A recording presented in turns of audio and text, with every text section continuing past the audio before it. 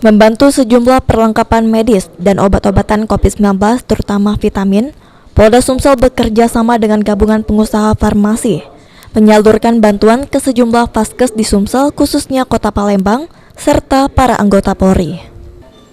Selain melakukan penyaluran bantuan alat medis dan obat-obatan COVID-19, gabungan pengusaha farmasi berikrar tidak akan melakukan penimbunan obat-obatan dan alat medis COVID-19. Sampai sejauh ini disampaikan oleh Kapolda Sumsel telah menerjunkan tim khususnya dari Direktorat Krimsus untuk mengawasi obat-obatan dan alat medis COVID-19. Dari sejak awal itu dari Krimsus, dari Polda dan Polres sudah terus melakukan.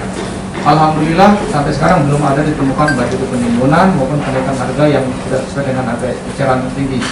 Kita terima kasih kepada teman-teman dan mereka tadi sudah berikrar tidak akan melakukan itu. Kalau mereka melakukan, mereka siap. Sementara itu, Ketua GP Farmasi Sumsel menegaskan bahwa sejauh ini ketersediaan obat-obatan COVID-19 di Sumsel ada namun stoknya terbatas.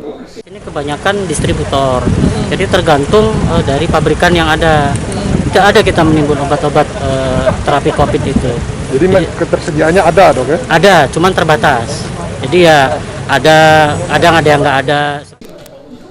Alat medis yang dibantu ke Polda Sumsel sendiri terdiri dari masker dan hand sanitizer, sedangkan obat-obatan yaitu vitamin dan lainnya. Firman Hidayat, PAL TV.